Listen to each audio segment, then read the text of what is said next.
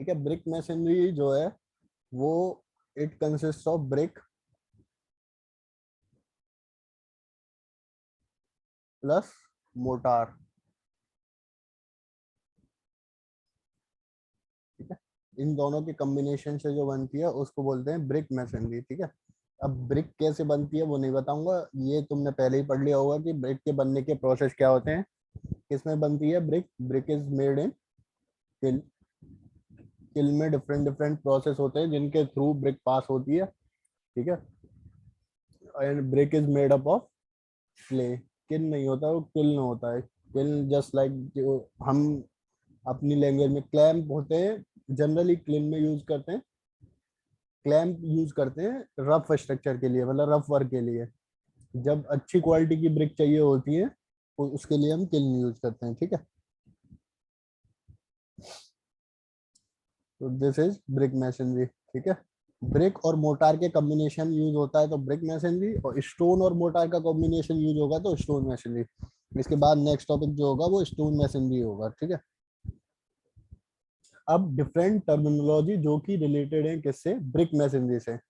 Brick masonry से related different different terminology. सबसे पहले समझो कोर्स क्या होता है। ठीक है, चीजों को समझते जाना, जो ना समझ में आए वो पूछते जाना। A course is a horizontal layer of brick और स्टोन। मतलब ब्रिक की या स्टोन की हॉरिजॉन्टल लेयर, मतलब कि सपोज करो एक लेयर तुमने ये लेआउट की, ठीक है, इसके बाद दूसरी लेयर ऐसे डाली, तीसरी लेयर, तो a single horizontal layer, a single horizontal layer is known as a single course. एक कोर्स बोलेंगे उसको। ठीक है, बेड क्या होता है? It is the lower surface of the brick और the stone in each course which is perpendicular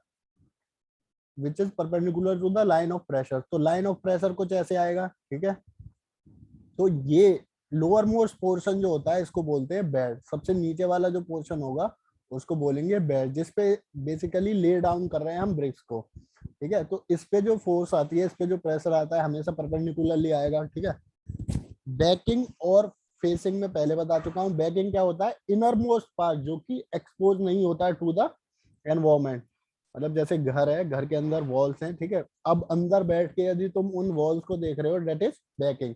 और बाहर से उन वॉल्स को देख रहे हो तो वो उसका फेसिंग पार्ट है। ठीक है, बैकिंग और फेसिंग तो क्लियर ही होगा तुम्हें। Next is brick. ब्रिक क्या है? रेक्टेंगुलर मैसनरी यूनिट होती है which is made up of, which is prepared from clay. Basic constituent क्या होता है इसका? क्ले होता है। Use along with motor. ठीक है, मोटार के साथ यूज करते हैं इसको तो क्या बन जाता है? Brick masonry. कन्वेंशनल साइज क्या होता है? 23 इंटू 11.4 इंटू 7.6, और इसको 9 इंचज इंटू 4.5 इंटू 3। ठीक है, स्टैंडर्ड साइज क्या होता है? 19 इंटू 9 इंटू 9 सेंटीमीटर, और नॉमिनल साइज क्या होता है? 20 इंटू 10 इंटू 10 सेंटीमीटर। जीवेश क्या हुआ?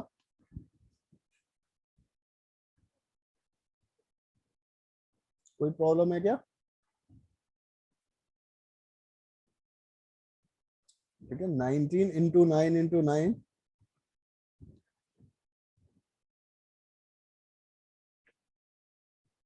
19 इंटू 9 इंटू 9 सेंटीमीटर। ठीक है, और 20 इंटू 10 इंटू 10 सेंटीमीटर। यार बच्चा ये सब ईश्वर ये तो तुमने पढ़े होंगे, ये भी नहीं पढ़ा? देखो बेसिकली ट्रेडिशनल साइज क्या होता है? देखो standard size is standard for all, मतलब जितनी भी कंट्रीज होंगी उन सब के लिए एक स्टैंडर्ड सेट कर दिया। ठीक है, जितनी भी कंट्रीज होंगी उन सब के लिए एक स्टैंडर्ड सेट कर लिया। बट कभी तुम इंडिया घूमे होगे, ठीक है, तो रियली तुमने इस साइज की ब्रिक देखी होगी, 19 इंटू 9 इंटू 9। ठीक है, जनरली जनरली जो साइज मिलता है, जो हम पहले से ही एक्सेप्ट करते हुए आ रहे हैं इंडिया के अंदर, वो ये होता है 9 इंटू 4.5 इंटू 3 इंचेस। ठीक है, उस साइज को बोलते हैं ट्रेडिशनल। मतलब कि ट्रेडिशनल मतलब जो कि लॉन्ग टर्म से चला आ रहा हो, पहले से चला रहा हो।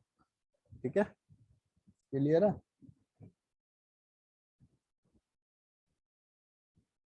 ठीक है, फेसिंग क्या होता है? Facing is the outer most surface of the wall. ठीक है, वॉल का आउटर मोस्ट सरफेस को बोलते हैं फेसिंग। इनर मोस्ट सरफेस को बोलते हैं बैकिंग, और बैकिंग और फेसिंग के बीच के पार्ट को बोलते हैं हर्टिंग। ठीक है, बैकिंग और फेसिंग के बीच के पार्ट को बोलते हैं हर्टिंग। सपोज करो ये एक ब्रिक है, ठीक है, that is expose to external, यहाँ समझो रोड है, ठीक है, ये फिर एक और ब्रिक लेयर है, फिर ये एक और ब्रिक लेयर है, इस तरीके से 3 लेयर है। ठीक है, ये रोड है, ये सपोज करो रूम है, यहाँ तुम बैठे हो, ठीक है, तो ये वाला जो फेस होगा ये होगा बैकिंग, ये फेसिंग और ये हर्टिंग। ठीक है, फेसिंग, बैकिंग और हर्टिंग। ठीक है,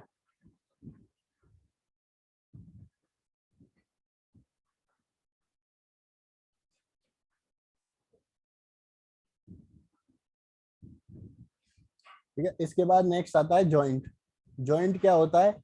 it is a junction of two or more, it is a junction of two or more bricks or stone. Joints क्या होते हैं? बेसिकली ये एक ब्रिक, ठीक है, ये दूसरी ब्रिक, ये तीसरी ब्रिक, इनके बीच के जो पोर्शन होते हैं इनको बोलते हैं जॉइंट्स। ठीक है, सबसे वीकेस्ट पोर्शन किसी भी स्ट्रक्चर का, सबसे वीकेस्ट पोर्शन किसी भी स्ट्रक्चर का, उसको क्या बोलेंगे? जॉइंट। बेटा यदि सिंगल ब्रिक होगी, यदि सिंगल ब्रिक होगी, बाहर वाले सरफेस से जो दिख रहा होगा वो उसका फेसिंग होगा, अंदर वाले सरफेस से जो दिख रहा होगा वो उसकी बैकिंग होगी, बस। ठीक है, बीच में कुछ नहीं यूज हुआ होगा तो कोई हर्टिंग नहीं होगी उसमें।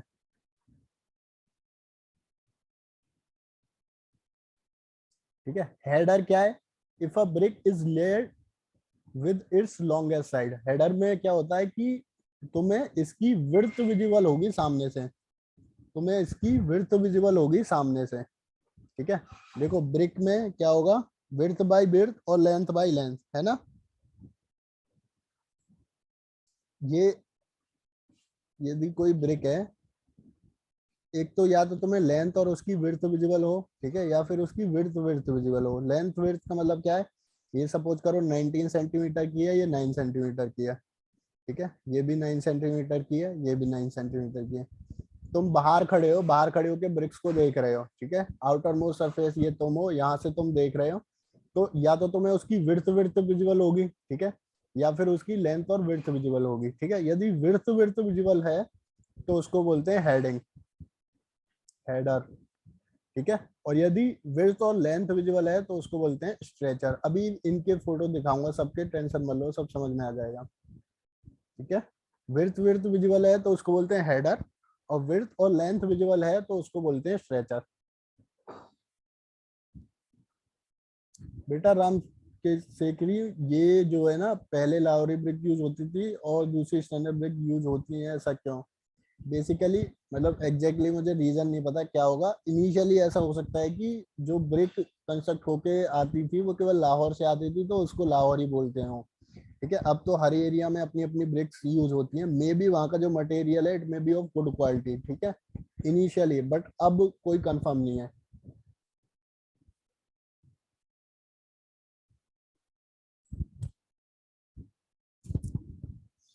ठीक है, बॉन्ड क्या होता है? मैं बोल तो रहा हूँ, जैसे जैसे हम आगे बढ़ते जाते हैं, जैसे जैसे सिविलाइजेशन में एंटर करते जा रहे हैं, हम लोग क्या करते हैं? स्टैंडर्डाइजेशन कर देते हैं हर चीज का। ठीक है, हर चीज का स्टैंडर्डाइजेशन कर देते हैं, इस वजह से एक पर्टिकुलर साइज ले लिया है हमने। ठीक है, बॉन्ड क्या होता है? The method of arranging the bricks so that individual brick unit are tied together with the mortar is called as bond। मतलब कि एक पर्टिकुलर वो, जिसमें इंडिविजुअल इंडिविजुअल ब्रिक, ठीक है, they are connected like that, कि ये पूरी एक यूनिट की तरह काम करे। ठीक है, ये पूरी एक यूनिट की तरह काम करे, इसको बोलते हैं बॉन्ड।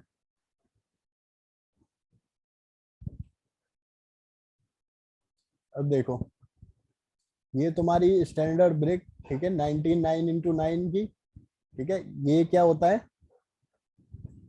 What is this? इस पोर्शन को क्या बोलते हैं? फ्रॉग।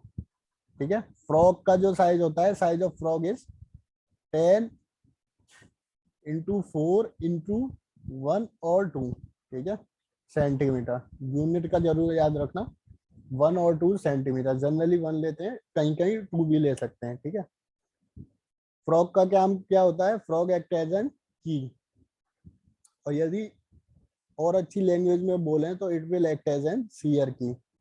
ठीक है, ये कैसे एक्ट करेगा, सीयर की तरह। ठीक है, इफ लेंथ के अलोंग तुम्हारा फेस विजिबल है, the face is visible along the length, तो उसको बोलते हैं स्ट्रेचर फेस। यदि हेड के अलोंग विजिबल है तो उसको बोलते हैं हेडर फेस। ठीक है, ये तुम्हारी फुल ब्रिक को यदि हमने लेंथ के अलोंग कट किया, if the full brick is cut down along its length, length के अलोंग कट किया, ठीक है, तो इसको बोलते हैं क्वीन। ठीक है, क्वीन क्लोजर, याद रखना ये चीज, लेंथ के अलोंग कट कर रहे हैं तो उसको बोलते हैं क्वीन क्लोजर। ठीक है, और उसको लेंथ और विड्थ से भी काट दिया है तो उसको बोलते हैं क्वीन क्लोजर, जो कि क्वार्टर है। ये हाफ, ये क्वार्टर, ये यूज नहीं होती है जनरली, हाफ को याद रखना। यदि क्वीन क्लोजर तुमसे पूछा जाए तो when a brick is cut down along its length, length के अलोंग कट करते हैं उसे, उसको बोलते हैं क्वीन क्लोजर। बेटा प्रथम दोनों ही हो सकती है, वेट तो किया करो जब तक मैं कह रहा हूँ, कुछ भी डाउट पूछ रहे हो। एक फ्लेमिश और इंग्लिश बॉन्ड पूछ रहा है बीच में ही, फ्लेमिश और इंग्लिश बॉन्ड पढ़ा दिया क्या मैंने, बॉन्ड्स पढ़ा दिए तुम्हें अभी। वेट तो करो, आगे तो बढ़ने दो, जो चीज विजिबल होगी तुम्हें खुद दिख जाएगी। जो चीज समझा रहा हूँ उस पर ध्यान नहीं दे रहे हो। नेक्स्ट है किंग क्लोजर। किंग क्लोजर में क्या करते हैं, इट इज, इसको लेंथ और विड्थ, ये विड्थ के अलोंग कट की, ये लेंथ के अलोंग कट की, ठीक है, दोनों के अलोंग हाफ सेंटर्ड में से। यदि ये एल है तो L/2 यहाँ से और B/2 यहाँ से कट करेंगे। ठीक है, B/2 यहाँ से कट करेंगे और L/2 यहाँ से कट करेंगे। ठीक है, इसको बोलेंगे किंग क्लोजर। किंग क्लोजर और किंग क्लोजर में बहुत कंफ्यूजन होता है, याद रखना, कई एग्जाम में पूछा गया है, अच्छे से याद रखना इस चीज को। ठीक है,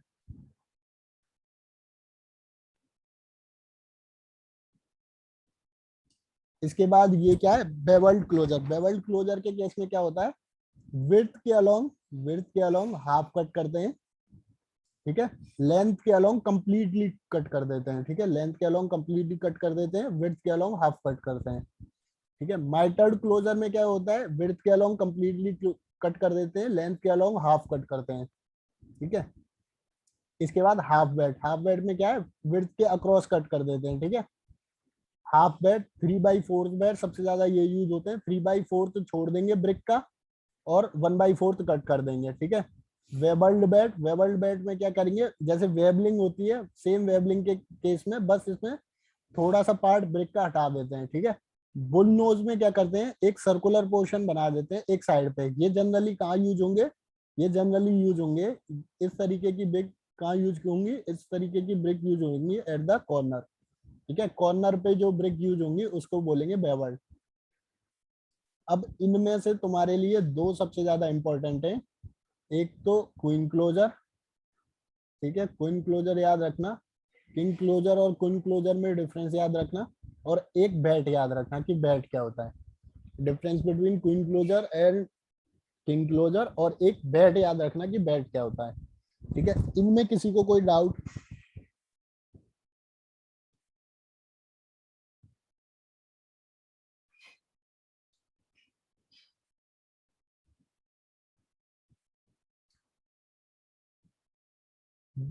देखो बुल नोज में क्या होता है, एक साइड को in the form of curve सा कर देते हैं। ठीक है, कर्व फॉर्म में कन्वर्ट कर देते हैं, तो इस, ये जो यूज होती है, ये जनरली यूज होती है corner of brick wall, brick wall के कॉर्नर्स पे यूज करते हैं। बेवल्ड बैट अभी तक तो मैंने कहीं यूज होती हुई नहीं देखी, बस थ्योरेटिकली हम इसको, हाँ राउंड टाइप होती है, थ्योरेटिकली हम इसको, इसकी, ये जनरली बैट, बैट में क्या करते हैं, 3/4 ऑफ लेंथ को, जैसे इस 3/4 ऑफ बैट में क्या किया, 3/4 ऑफ लेंथ को रख लिया।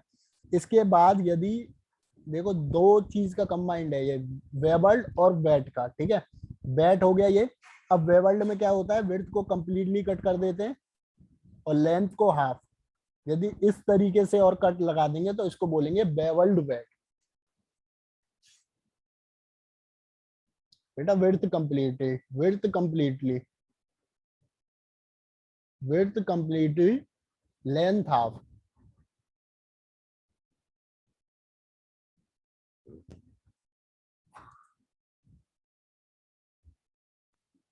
और एक और याद रखना, एक टर्म होती है क्वीन।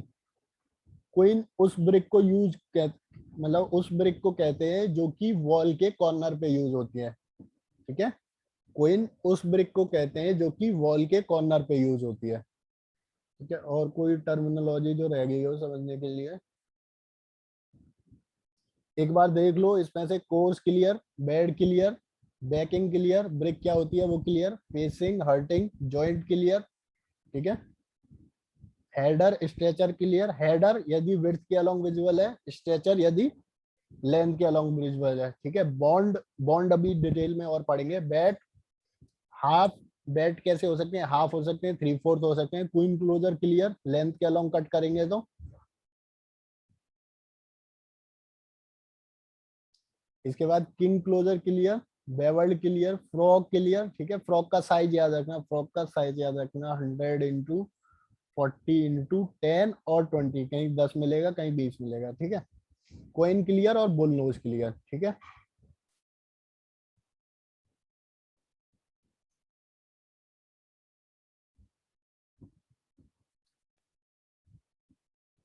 देखो प्रथम को दिक्कत है स्ट्रेचर। अब ये समझो, ये क्या है, फेस है, ये फेस है। ठीक है, ये जो तुम्हें विजुअल है ये फेसिंग साइड है। ठीक है, अब फेसिंग साइड में कुछ जो है लेंथ विजुअल है उसकी। ठीक है, ये लेंथ विजुअल है तो ये क्या हुआ, स्ट्रेचर। कुछ में हेड विजिबल है तो वो होंगे हेडर। ठीक है, कुछ ब्रिक्स में हेड विजिबल है तो वो होंगे हेडर, और कुछ में लेंथ विजिबल है तो वो होंगे स्ट्रेचर। ठीक है, इसमें समझो, इसमें देखो, इनमें इनमें सबसे नीचे वाला जो है, सबसे नीचे वाला जो है, इसमें क्या विजिबल है, हेड विजिबल है तो ये क्या होगा, हेडर। ठीक है, इसमें लेंथ विजिबल है तो ये क्या होगा, स्ट्रेचर। ठीक है, सिमिलरली ये बैक से भी देख सकते हैं। ठीक है, अभी तो हम फ्रंट से देख रहे हैं। अब ऐसा भी हो सकता है कि फ्रंट में हेड विजुअल हो लेकिन बैक में स्ट्रेचर विजुअल हो। ठीक है, वो आगे समझाऊंगा कि कैसे होता है वैसा। अभी के लिए ये चीज समझ में आई कि हेडर और स्ट्रेचर एक ब्रिक वॉल में भी हो सकते हैं। हेडर और स्ट्रेचर समझ में आए, इसी से सारे बॉन्ड समझ में आ जाएंगे यदि तुम्हें हेडर और स्ट्रेचर क्लियर है तो।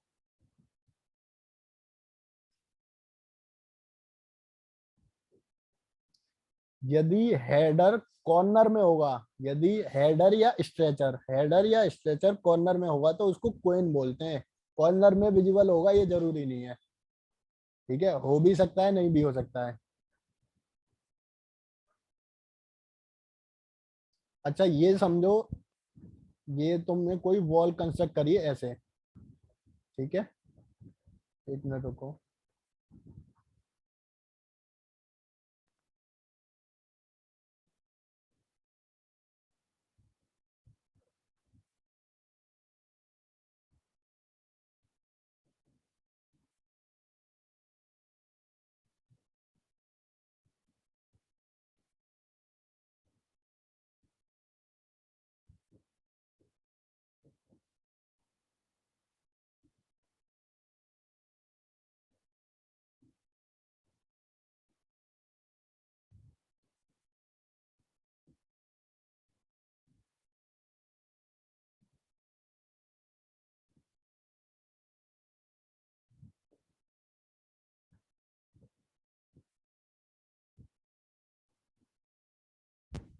ठीक है, अब ये वाली जो ब्रिक है,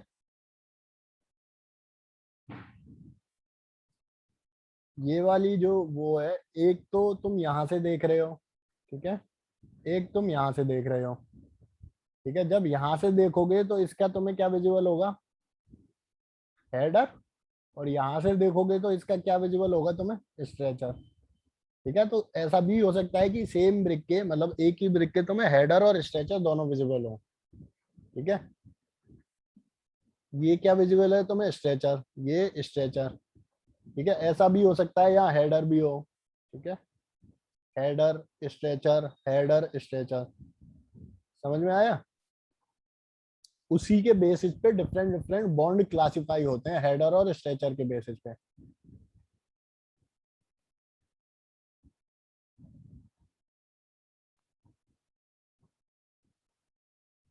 यहाँ तक किसी को कोई डाउट किसी भी टर्मिनोलॉजी में?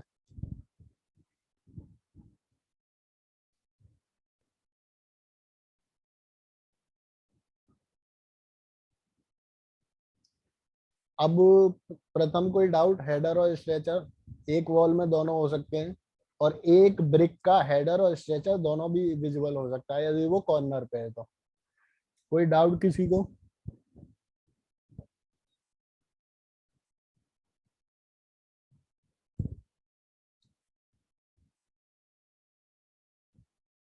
पहले बेटा खत्म करने दिया करो तब डाउट पूछा करो, तब भी कोई डाउट बचता है तो क्लियर करूंगा मैं।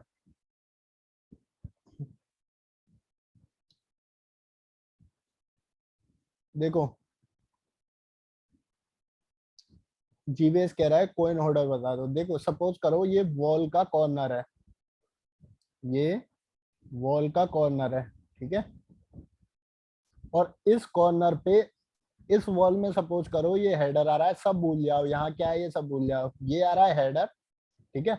इससे ऊपर वाले में आ रहा है स्ट्रेचर, ठीक है। This is header, this is stretcher, ठीक है। वॉल के कॉर्नर वाली साइड है, तो इसको बोलेंगे कोइन हेडर,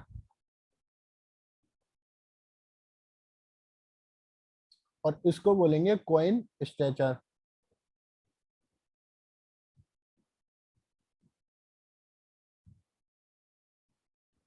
ठीक है। अभी के लिए तुम हेडर स्ट्रेचर ही समझो, हेडर स्ट्रेचर तो समझ में आ नहीं रहे। कोइन कॉर्नर, कोइन कॉर्नर, ठीक है। कॉर्नर वाला जो होगा उसको कोइन बोलेंगे, बस ये याद रखो।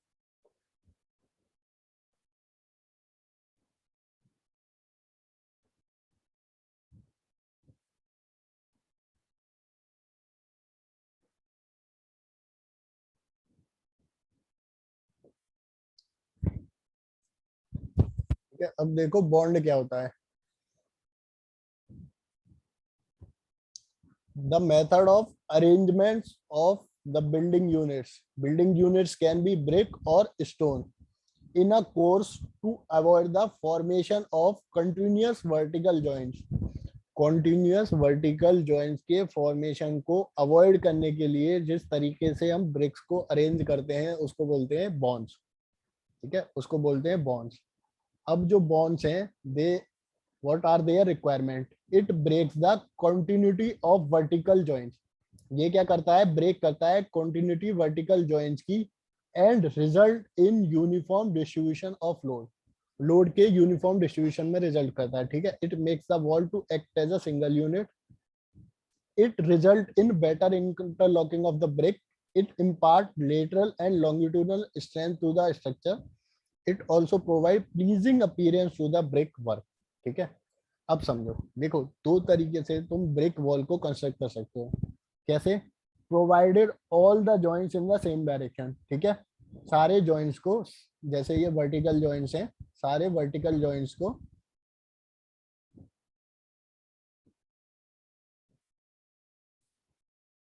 सेम उसमें प्रोवाइड करके, ठीक है। या फिर वर्टिकल जॉइंट्स को तुम ओवरलैप ही ना होने दो, ठीक है। One, by providing the vertical joints in the same direction, second कि वो वर्टिकल जॉइंट सेम उसमें हो ही ना, ठीक है। तो हम जनरली यूज करते हैं, मतलब यूज ही यही करते हैं, ये वाला, ठीक है। ये क्वेश्चन एक बार तुम में से किसी ने पूछा था, नाम भूल रहा हूँ मैं उसका, ठीक है। अब इसका एडवांटेज क्या है, मतलब ऐसा हम कर क्यों रहे हैं? देखो, अब सपोज करो ऊपर कोई भी स्लैब होगी, ठीक है, और इस पर कोई भी लोड आया, ठीक है, कोई भी लोड आया। अब यहाँ यदि कोई लोड आया, या यहाँ यदि कोई लोड आया, या यहाँ कहीं यदि कोई लोड आया, तो केवल ये वाली जो यूनिट है, ये वाली जो यूनिट है, ये एक सिंगल यूनिट की तरह एक्ट करेगी। बाकी यदि इसको नंबर 1 दे दूं, नंबर 2, नंबर 3, नंबर 2 और नंबर 3 का इसमें कोई रोल नहीं रहेगा, ठीक है। नंबर 2 और नंबर 3 का कोई रोल नहीं रहेगा, केवल ये यूनिट एक सिंगल यूनिट की तरह एक्ट करेगी। और फेल्योर के चांसेस, क्योंकि joint is the weakest point, failure के चांसेस कहाँ से होंगे, यहाँ से। और फेल भी ऐसी होगी कि ये कंप्लीटली फेल हो जाएगी, ठीक है। मतलब कि यदि ये पूरी वॉल है, this whole wall will not act as an single unit, ये पूरी वॉल जो है एक सिंगल यूनिट की तरह एक्ट नहीं करेगी। आया समझ में ये?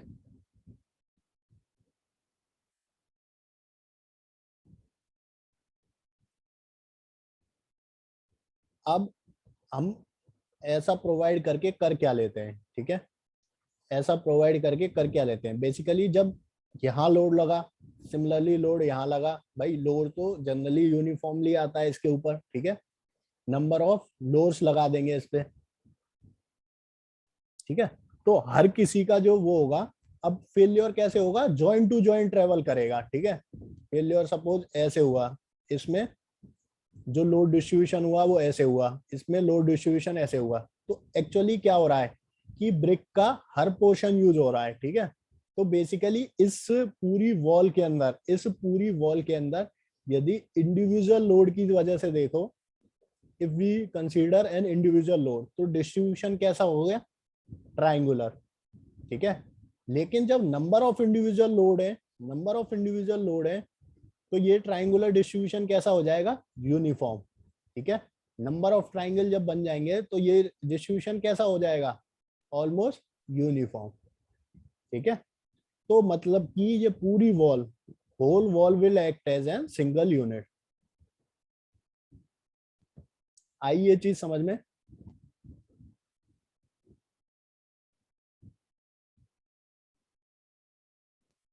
ये बता दो, ये चीज बॉन्ड समझ में आया, बॉन्ड क्या होता है,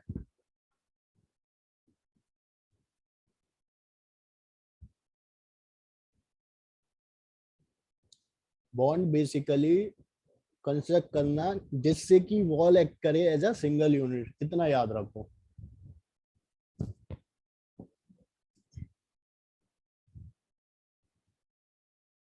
उस दिन जिसको भी डाउट था शायद वो भी क्लियर हो गया होगा आज।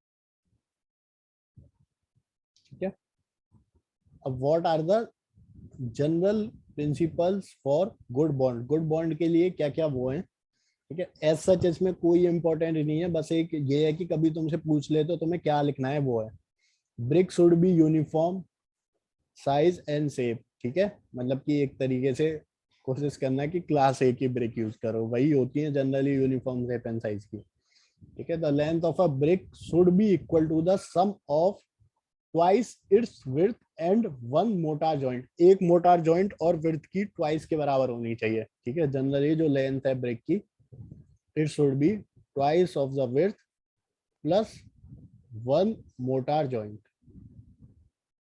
मोटार जॉइंट की क्या होगी, थिकनेस या फिर विड्थ, ठीक है, इसके बराबर होनी चाहिए।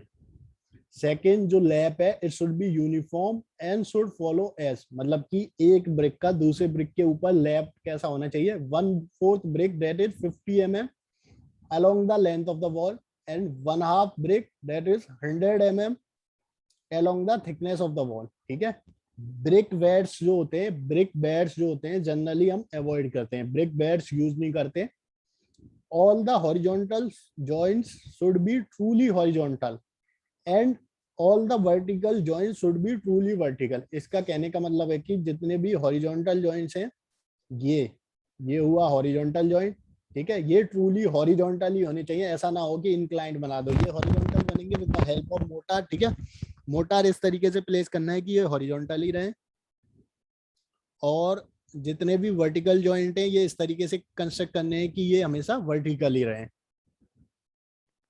ठीक है, vertical joints should lie exactly on vertical line of plum, मतलब वही चीज कहना चाह रहा है कि वर्टिकलिटी को मेंटेन करने के लिए या वर्टिकलिटी बनाने के लिए हम प्लम्ब लाइन या प्लम्ब बॉब यूज करते हैं, ठीक है, प्लम्ब लाइन या प्लम्ब बॉब यूज करते हैं, ये पढ़ लिया होगा कि प्लम्ब बॉब का काम क्या होता है। और जो फेसिंग है, और जो फेसिंग है उस पे स्ट्रेचर या केवल हेडर ही होना चाहिए, ठीक है, फेसिंग पे स्ट्रेचर या फिर हेडर ही होना चाहिए, मतलब और तरीके की यूज मत, ब्रिक यूज मत करने, जैसे कि बेवर्ल्ड, ठीक है, ऐसा ना हो कि बेवर्ल्ड फेसिंग सामने हो, आया ये समझ में? मतलब ये जनरल जनरल सी रिक्वायरमेंट है कि क्या क्या होना चाहिए गुड बॉन्ड के लिए।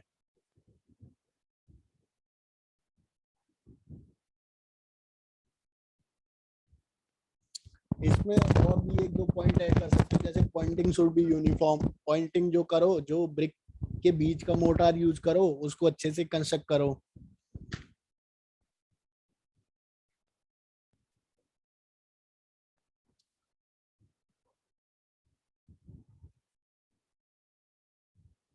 यहाँ तक